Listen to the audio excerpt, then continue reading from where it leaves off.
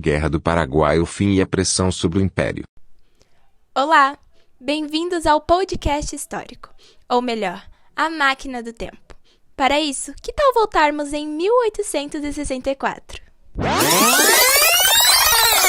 Há 151 anos atrás, deu-se o fim ao conflito armado mais sanguinário da América Latina, que ficou conhecido como a Guerra do Paraguai, ou melhor dizendo, Guerra contra o Paraguai, na qual países que participavam do Tratado da Tríplice Aliança, Brasil, Argentina e Uruguai, se uniram com o intuito de derrotar o ditador Francisco Solano Lopes, derrubando assim o governo de política expansionista.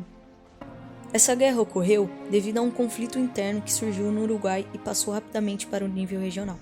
Alguns dizem que por conta de interesses comerciais do Império Britânico. O Paraguai, para alcançar os status e ser uma nova potência em ascensão, precisava de uma saída para o Oceano Atlântico. Então, passaram a utilizar as estradas dos países vizinhos para transportar seus produtos para o mundo e, após capturar um barco mercante brasileiro, o Paraguai chegou a invadir o Mato Grosso, desencadeando o conflito com o Brasil. Os países que se sentiram ameaçados pelo Paraguai se uniram e formaram a Tríplice Aliança. A Inglaterra incentivou essa guerra a fim de lucrar com ela, oferecendo empréstimos e apoio militar aos países envolvidos. Durante esses longos 6 anos, o Paraguai foi massacrado em batalhas travadas contra a Tríplice. Depois da Batalha de Tuiuti, as tropas aliadas conseguiram ficar estabelecidas em território inimigo, e Solano Lopes nunca mais conseguiu reunir uma força semelhante para combater, tendo que recrutar crianças, adolescentes e civis. Após a conquista de Assunção, a guerra transformou-se em uma caçada a Solano Lopes, que foi considerado um traidor da pátria pelo governo provisório paraguaio, a partir de 1869. No fim de 1869, a liderança dos exércitos brasileiros foi assumida por Conde Eu, já que Caxias era contrária à continuação do conflito. A caçada a Solano encerrou-se na Batalha de Cerro Corá, em março de 1870, quando os soldados brasileiros mataram o ex-ditador paraguaio. Finalizou-se a Guerra do Paraguai. A guerra deixou aproximadamente 450 mil mortos, não apenas por causa das batalhas, mas também por doenças que os atingiram durante o conflito. E quem saiu perdendo nessa luta foi o Paraguai, que, derrotado, perdeu territórios para o Brasil e a Argentina. Além disso, esses enfrentamentos causaram grande destruição material no seu território e ainda contraiu uma dívida de guerra com países da Tríplice Aliança, que só foi perdoada pelo Uruguai em 1885, Argentina em 1942 e pelo Brasil em 1843. Entretanto, houve consequências para todas as partes envolvidas. No Brasil, além de muitos homens terem morrido, também afetou a sua economia, sendo necessário tomar vários empréstimos para manter o equilíbrio financeiro. Já em contrapartida, ele conseguiu a liberdade de navegação na Bacia do Prata. Ademais, isso também marcou o início da decadência da monarquia.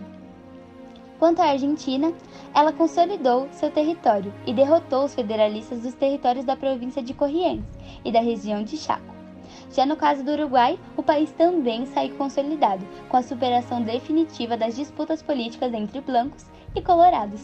Porém, seu presidente Venâncio Flores foi assassinado em Montevidéu, em 1868. A Inglaterra, nada boba, mesmo não tendo participado desse conflito, lucrou com ele.